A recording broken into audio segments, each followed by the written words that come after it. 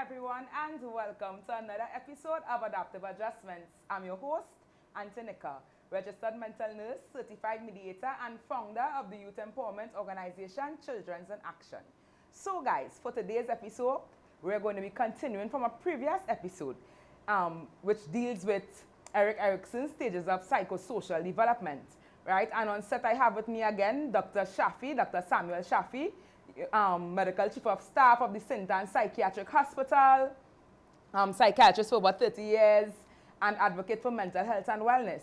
So guys, we're going to be going a bit into a recap of our previous episode where we're going to touch on the 5 stages that we would have mentioned before, which would be trust versus mistrust, autonomy versus shame and doubt, inferiority versus industry, also initiative versus shame, initiative versus guilt, and identity versus role confusion, yeah? So, right. Thank you for joining us. Thank you. You look for lovely. inviting me. Thanks a lot. And we're going to go right into it, right into the recap.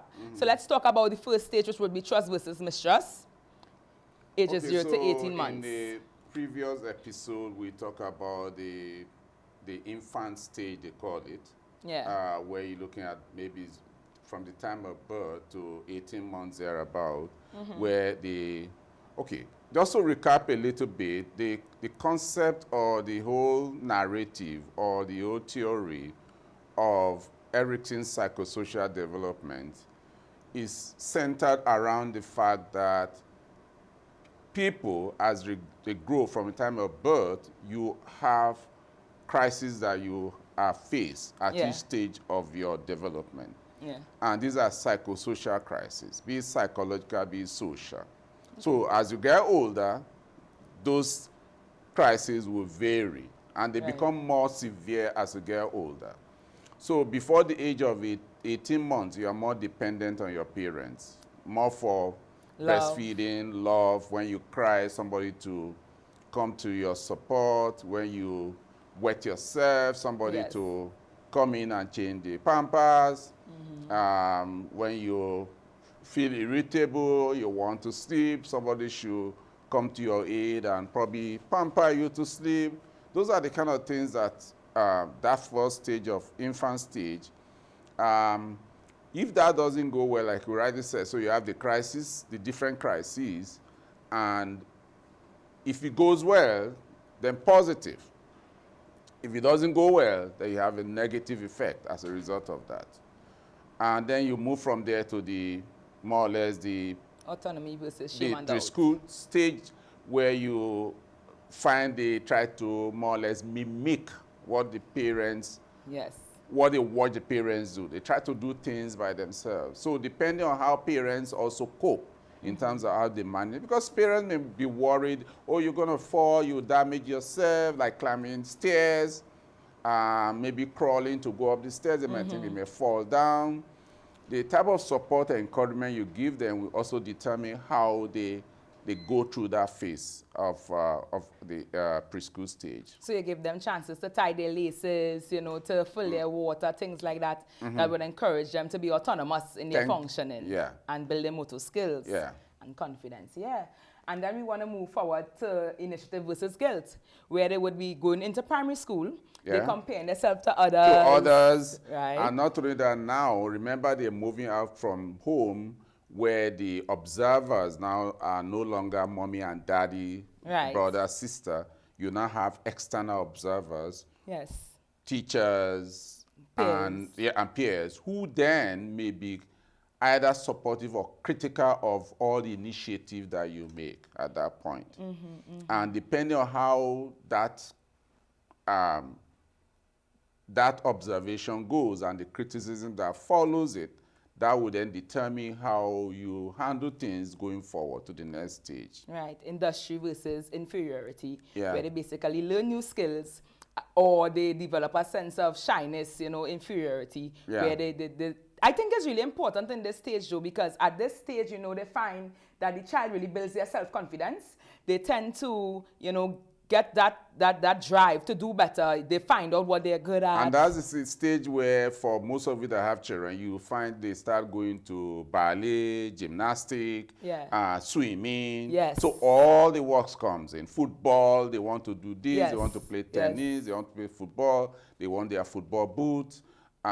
They want to go out with their friends, and that's the experimental phase of life. So when they become industrious is when they build new skills, and they figure out what they are good at throughout that stage. And when if they don't succeed through that stage, you find they don't succeed well. Right. They get the inferiority, which there would be lack of self-confidence, lack of self-worth, that would trickle into identity versus role confusion. So the identity versus role confusion, you're talking about the adolescent stage, which is like 12 to about 20. And that's the point where even the experimentation becomes more intense, because then they're trying to actually understand who they are. In very extreme situations, you find they might even think, okay, maybe I'm male, or am I female? Am I male? Who do I like? Who don't I like? They adapt. That same phase, you may find experimentation with drugs, be it alcohol, marijuana, cocaine, because of that same confusion. Like I said, the severe cases, in terms of the outcome, will then depend on how the people who surround them manage that stage of confusion. Be it parents, be it teachers, be it lecturers, depending on where they are at that point. Some children throughout that stage also develop self-image issues. They want to be a particular size, they want to look a particular way, they are influenced by their friends and things that they see on social media, as would have mentioned in the previous episode, and also their career path, what they want to be, because around that stage, that's the age group where they choose the subjects that they want to pursue in school, preparing for CSEC, and A-levels and those stuff. So you find that throughout that stage of identity versus role confusion, it's very critical that the parents be there as a guide to them, also helping them to identify who they are based on what their dreams and aspirations may be. So I think that was a recap.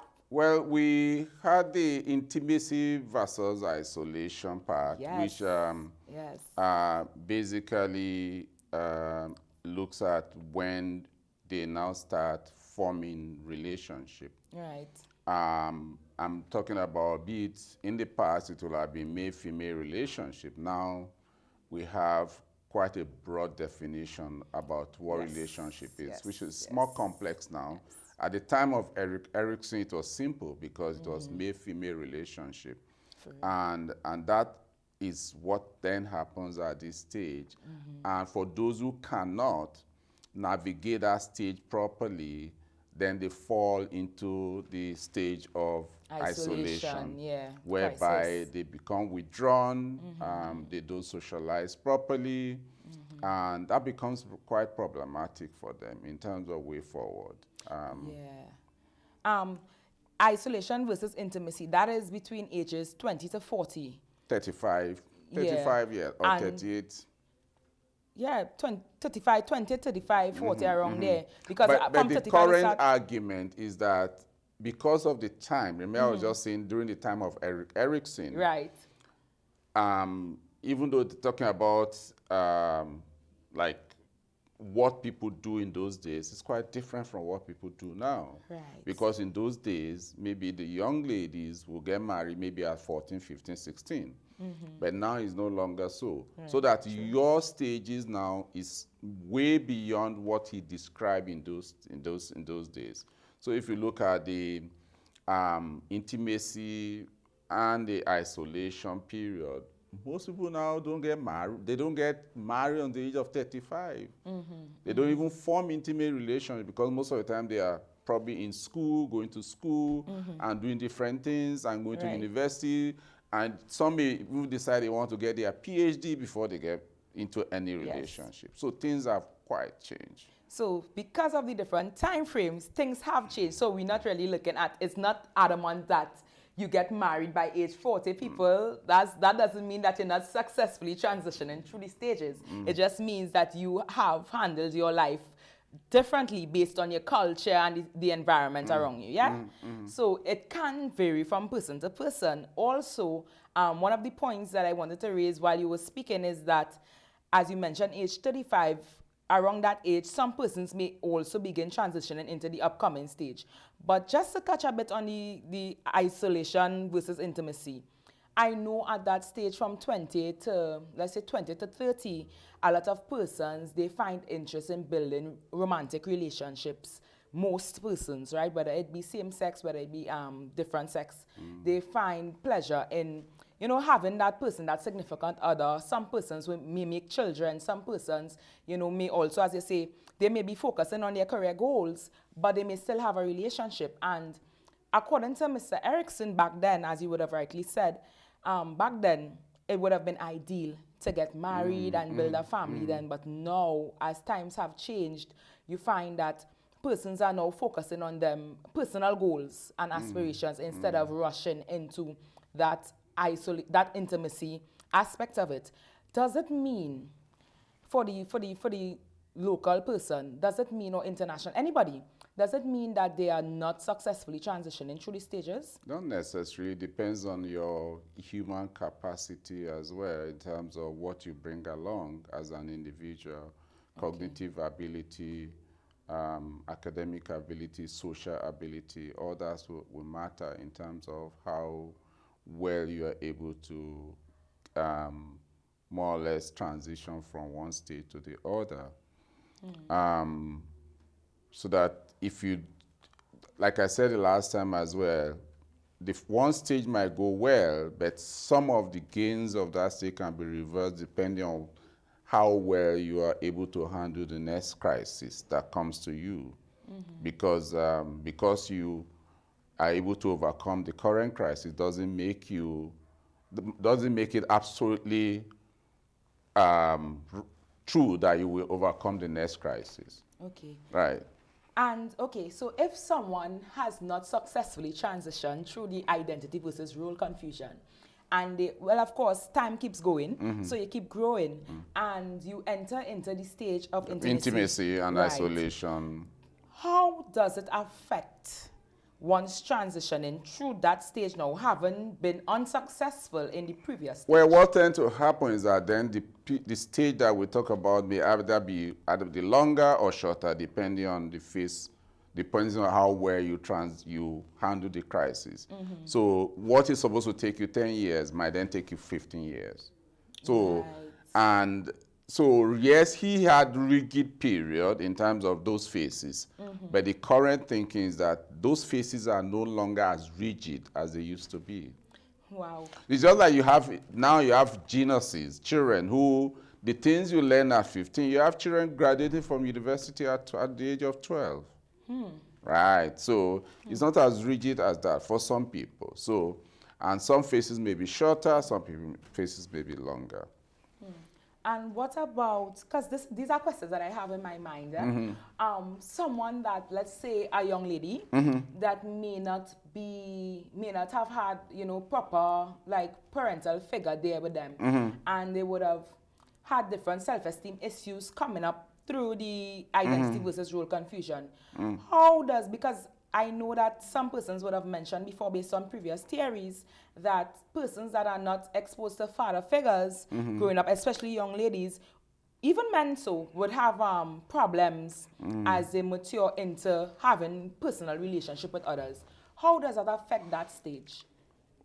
Because what then happens? So I use an example. Remember, you go from your identity versus role confusion to the next phase, which is intimacy and isolation, right? Right. So if I think I'm female, what then happens in the next phase? I will not think about any relationship or forming a relationship with maybe a female because I think I'm female. Okay. So psychologically, if I think I'm or I'm inferior, then in my next phase, which is intimacy versus isolation, that might affect my relationship, meaning in terms of the confidence I will have in getting into a relationship. I may be very timid to even talk to a lady, to say, oh, you know, I like you. because of what has happened in the previous phase of that role, identity and role confusion. So the next phase, which is intimacy and isolation, becomes very challenging for me because of that. So does it mean, so is there a possibility, or how big is the possibility that they're going to successfully transition through the stage? No, it depends on what other resources becomes available. All that changes happens as they go along. Let's say during the phase of my identity versus role confusion, maybe it happened because as a child, on the previous phase, I was maybe abused as a child. Right. Sexually abused. As a result of that, it becomes very difficult for me to understand that, okay, I'm not feminine, I'm not female. But if I get enough support, then during the period of identity versus role confusion, I may come out of that through therapy. Through therapy. Come out of that confusion stage and transition well into the intimacy and isolation phase, which is early adulthood. But remember, it also depends on what is happening. You do have other partners who could be very supportive of you, who understand, who will listen to you, know what you've been through, and are very supportive of you, and not putting you down in the process. Now, if they put you down in the process, if you go into intimacy and isolation, you go down. If your partner put you down, it becomes very difficult. So therapy is key to accomplishing those. Especially where you have psychological trauma. Right. So parents and persons, young persons, you all would have heard Dr. Shafe just said that in the event that you would be having any type of psychological trauma throughout the stages of identity versus role confusion, or even before that, it is imperative that you seek therapy, psychological therapy, so that you would be able to successfully transition through the upcoming stages, which would be intimacy versus isolation. It's going to help in your relationship, in the way that you express yourself with your partner, and it's going to help you to be a better person all around. One other question concerning that phase. I know that mental illness, there is an onset. The onset age is basically throughout this stage, intimacy versus isolation, early 20s for some males, and even females, they may start coming out, trickling out. They may even have in late 20s, early 30s, depending on, But it's throughout that stage of intimacy versus role confusion. How does that affect one's relationship with their spouse? In terms of what happened, depends on the type of mental illness, how severe the mental illness is, how supportive the environment is. Remember, when you talk about mental illness, you're talking about stigma and discrimination. So even within the family members, if you have family members who are calling them mad and psycho, things like that can give you the negative consequences of having to deal with your crisis as somebody who is suffering from mental illness. So it depends on many factors: employment factors, housing factors, other relationship, even among friends, in terms of how they are able to engage with you, knowing fully well that you have anxiety and depression. Those are some of the things that will actually assist you. Thank you so much for making that clear. Okay, so guys, we're going to be moving into the upcoming stage. Middle age is now we're moving through from the early age is the intimacy and isolation. So we move to the middle age, where you have generativity and stagnation. So you'll have navigated stage 1, 2, 3, 4, 5, 6, and that is identity role confusion. You settle down. Intimacy, isolation, now you're married, now you have children and all that, and you're employed, and then, well, not necessarily, because I said things have changed. Because now there are a lot of people who decide not to get married. So then generativity and stagnations, whereby you then reevaluate where you are and ask yourself, okay, where am I at this point in time? Is my business going well? Am I stable in my employment? Am I stable in my relationship? Are my children doing well? And then you look at that. If you feel good, then you go up, positive. If you feel stagnated, that is, you think you haven't moved from the other stages, let's say you still think at the age of 40, you are stuck at identity versus role confusion. You don't know who you are. You don't know what kind of job. You're not stable. Your job is not stable. You're changing job. You're changing relationship. You're changing friends. Yeah, so that is stagnation. And that's so you haven't moved from one state to the other. Right. So that leads to conditions such as depression. Well, remember in psychiatry, we never say causes anything. We say associated with. So that means, remember, we say stagnation. That means that person stagnated at a different stage. So they may not necessarily see a problem with where they are. Yeah. Okay. But they are stagnated at a different stage, and maybe they may see themselves as being normal. You know, you're probably 40, 45. And where you are is where you're supposed to have been at 2025. But you see nothing wrong with that. All right. So as you're on this topic, does that have the issue of stagnation? Does that have anything to do with midlife crisis? Yes. Probably that will explain the midlife crisis, whereby you wake up and you realize, shit, what have I done with my life? And do I want to be in this relationship? Is this the kind of relationship I envision for myself? Right. And is it the kind of job I want to have? And even before that period, you have people who abandon their job and start a business. Yes. Because they feel that, okay, I think I'm going the wrong direction. This is not what I want for me.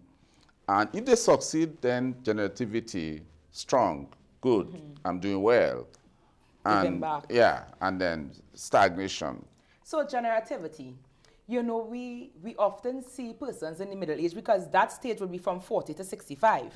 And persons would be, you know, giving back to community groups, dealing with children, help. Like some persons that will just be giving lessons to kids that are in need of it. So that is what motivates them when they feel satisfied. You want to be satisfied that you're doing something that will eventually impact on not just society, impact on your family, your children, and different things you're doing.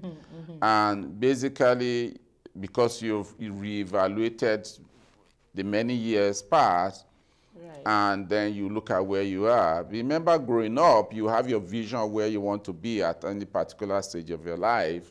And then when you look at that, you realize, okay, I think I have a lot of catching up to do. Now, you have lucky people who are able to surpass that, who before the age of even generativity and stagnation, they already achieve more than what is expected. And they give back. Yeah.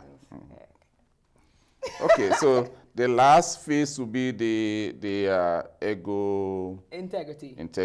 Versus Despair. Wow. So that's after 65 when you actually... you reflect. Yeah, you reflect. And then you talk about, and like, you look back at life, you look back at what you've done, what you achieved, where you made your mistake, where you didn't make your mistake, what you will have done differently. At that point, you start to just impact on the people around you based on your knowledge, on your experience. Okay, I did this and it was wrong. Don't make the same mistake as I made. Right. And in some instances, people may more or less take care of their grandchildren at that stage and impact on their grandchildren. And so basically, that's what that stage is. However, if you look back, you do your introspection and you realize that, okay, you probably not, you've wasted your life basically, or you haven't achieved, then you're down in terms of being able to cope, because the crisis you face at that phase is actually introspection, where you look back. Right. So yeah, you look back and see, you know, all the silly mistakes, the good decisions, the bad decisions, the bad relationship, the bad spending, the bad investment, the good investment, what you could have done differently. All that will come into play. So sometimes you might sit quietly and a family member might come to you and say, oh, Daddy, you okay? Anything happened? Because you're far in your thought. You're reflecting. You're reflecting back. Primary school, secondary school, university, this this career choice, will it be my career choice if I'm given another opportunity? You know, those kind of things will now start to cross your mind. And that depends on how well you do well in your previous stage. Because you remember your previous stage, like you basically solidifying the foundation, solidifying whatsoever you built. Right, yes. And your last stage is actually to now rest and see things grow, basically. Yeah, so some elderly, right? There are some of them that are really, really jolly. You know, they active in community village councils. You know, they see them at the Christmas parties, doing the thing, tea parties. Those are the ones that would be positively transitioning through that stage. Correct. As opposed to the others that would be grumpy. And then remember, the expectations of individuals can vary. That is, you may have, let's say 100 people. Some people are just happy with just having a little, maybe a small bike, and a small house, and something to eat, and they are happy and they are jolly. For them, they've achieved something. Whereas some people, is like they want a massive business, they want Microsoft, they want Amazon, they want to build something. So that would depend, that will actually influence how you feel at that phase of life, generally. And some people might just be their own, that phase of life might be, I want to see my grandchildren. And once they see their grandchildren, nothing else matters to them. So your expectations of life generally will also determine how you function well at that stage. However, don't forget that when you talk about the previous stage, which is the middle, and the last stage, that's a period people actually become even more religious. True. Okay, they become more religious, they move closer to God, because now what has been taught to them for many years, now that, okay, you're going to die, and when you die, you come back again, or you go to heaven, that now start ringing the bell in the head. It's like, okay, I better make things right, do good to the society, do well. That might also explain why you see the elderly people doing things that they do sometimes, because of the way people are brought up. What about the grumpy ones? You know, that's some of the real grumpy. The grumpiness, because remember in psychiatry, for those of us in psychiatry, there are personalities and there are personalities. Right. So your personality will still influence the outcome of how you transition through each stages of the Erikson psychosocial development. Right. So that, and then it will also determine how short or wide each stage may be. Like I said, even though we are still discussing Erik Erikson, those stages, those age groups no longer matters in 2021. True. Okay. Well, that was... Maybe they work in those days, but remember in the times of Erik Erikson, girls were getting married at 12. Most girls were not going to school. All that you have to factor in when you're having this type of discussion about Erik Erikson. Well, he has definitely paved the way, right? He has definitely paved the way for us to understand the psychosocial development of individuals regarding, despite their environment and the different challenges that we may face. And in an ever-changing world, you know, as you rightfully said, we can't really put a handle now on the exact age that someone may be experiencing a crisis throughout the different phases. It can vary. It can vary. So you can have crisis on one stage and then do well on the other stage. Yes. I always term that your level of competency. That is, you can be incompetent in one area, but you go into other areas and be very, very competent. Incompetent in one area, let me put it this way, you can be a bad person who, in terms of relationship, intimacy, but be a very good father and a good mother. Well, thank you so much. You're welcome. Guys, there you have it. The 8 stages of psychosocial development, right, which was started by Mr. Erik Erikson, just explained a bit more by Dr. Shafe, Dr. Samuel Shafe,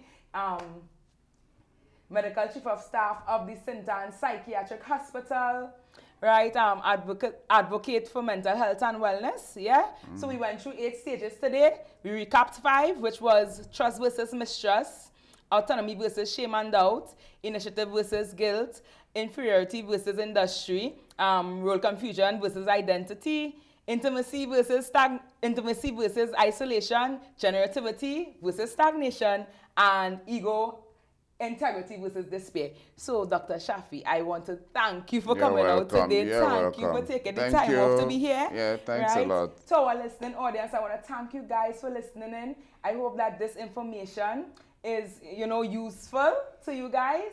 Yeah, and I just want to urge you guys to log on to our website at Children's in Action, right?